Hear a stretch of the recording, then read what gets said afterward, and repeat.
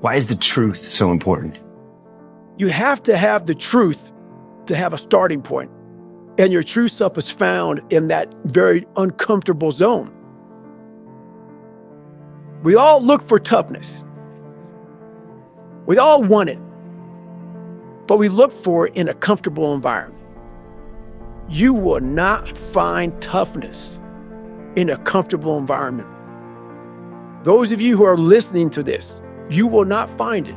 The only way you find it is to drown yourself in a position where you're just out of sorts, where you cannot swim and you're drowning. You're drowned. What do you say? You know what, ma'am? Once you come face to face with who you are, you have a starting point. It's in our head. Say, you know what, man? Dude, you're not doing it. You're wasting a bunch of percentage here. In this other 80% is suffering, pain, failure, self-doubt, darkness, and then a whole bunch of light. But to get to this light, you gotta go through all of this. But how do you push yourself when pain is all you feel with every step? When agony is the feedback loop that permeates each cell in your body, begging you to stop. That's tricky because the threshold for suffering is different for everybody. What's universal is the impulse to succumb, to feel like you've given everything you can and that you are justified in leaving a job undone. By now, I'm sure you can tell that it doesn't take much for me to become obsessed. Some criticize my level of passion, but I'm not down with the prevailing mentalities that tend to dominate American society these days. The ones that tell us to go with the flow or invite us to learn how to get more with less effort. F that shortcut bullshit. The reason I embrace my own obsessions and demand and desire more of myself is because I've learned that it's only when I push beyond pain and suffering, past my perceived limitations, that I'm capable of accomplishing more physically and mentally in endurance races, but also in life as a whole.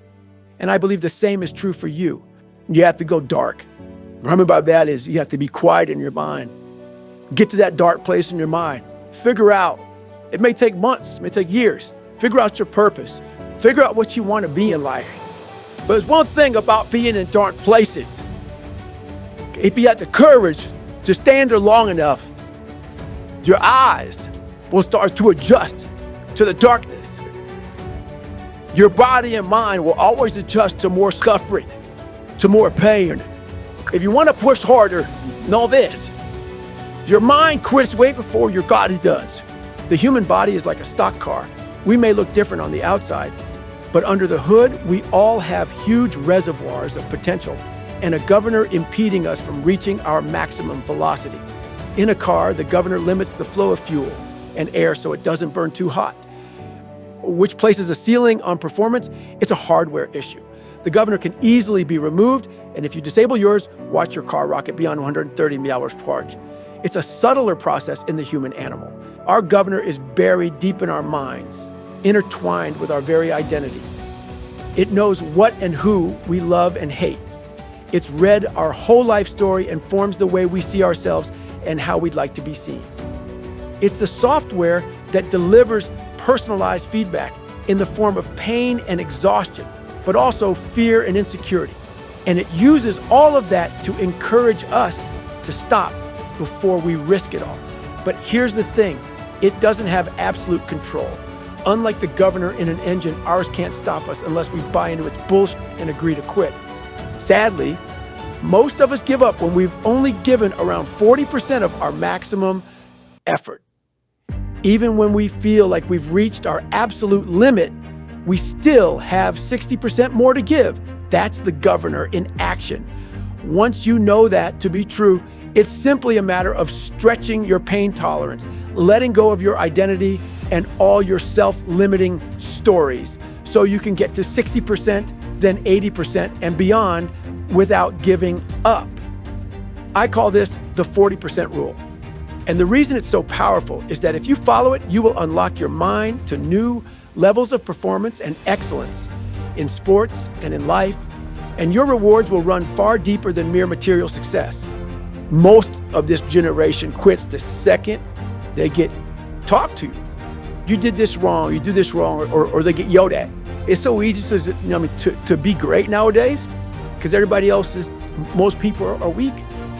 This is a softened generation. So if you have any mental toughness, any ability, if you have any fraction of self-discipline, the ability to not want to do it, but still do it.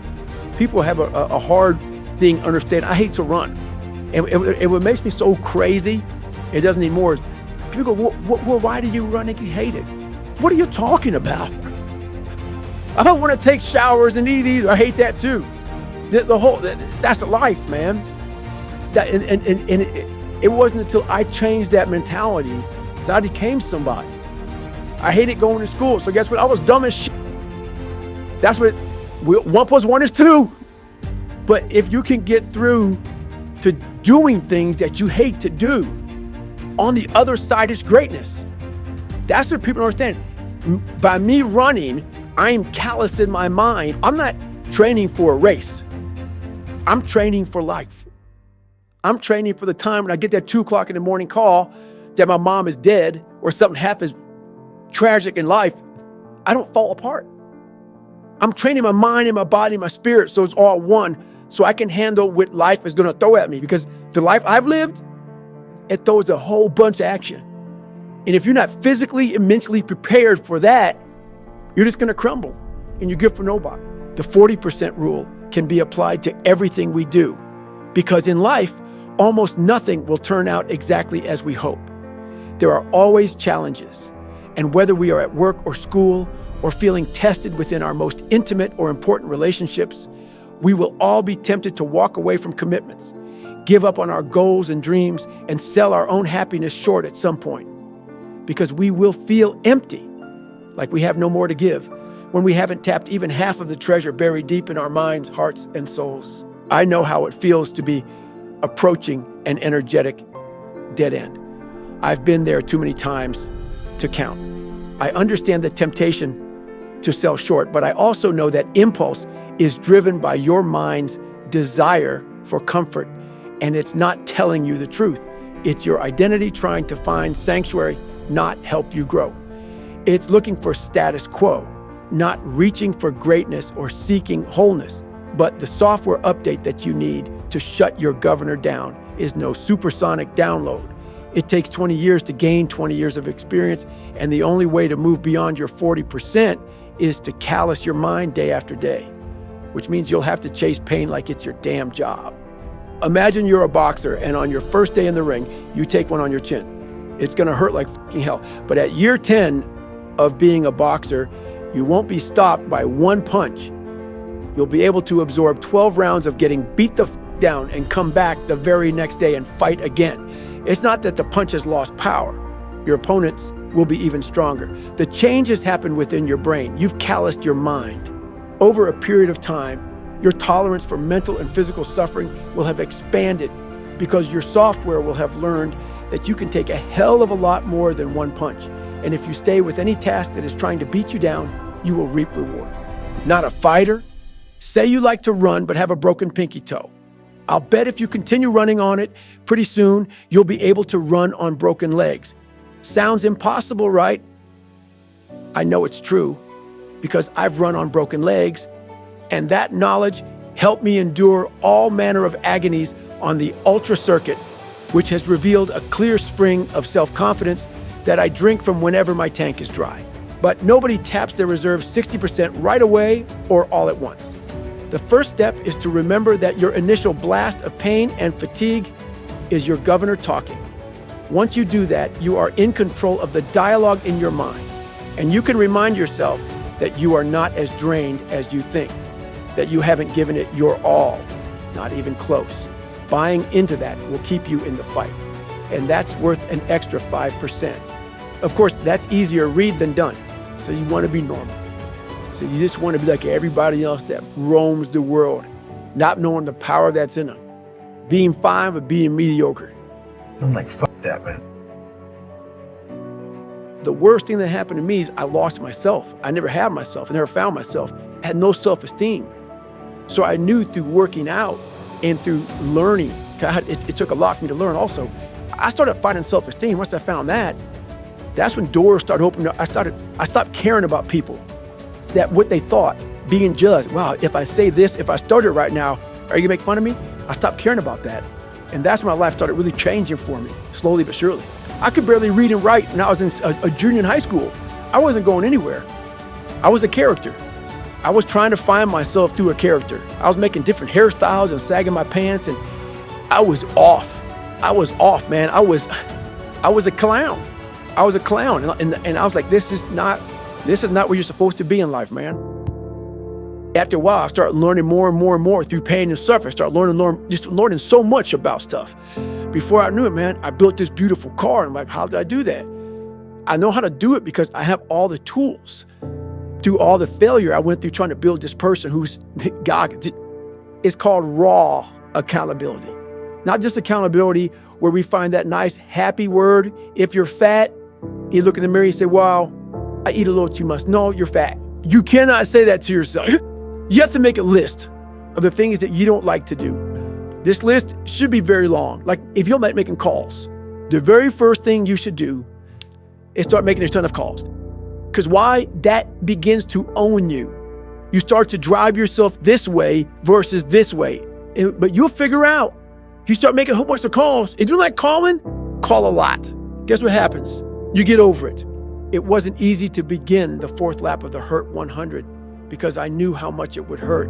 And when you are feeling dead and buried, dehydrated, wrung out and torn the fuck up at 40%, finding that extra 60% feels impossible.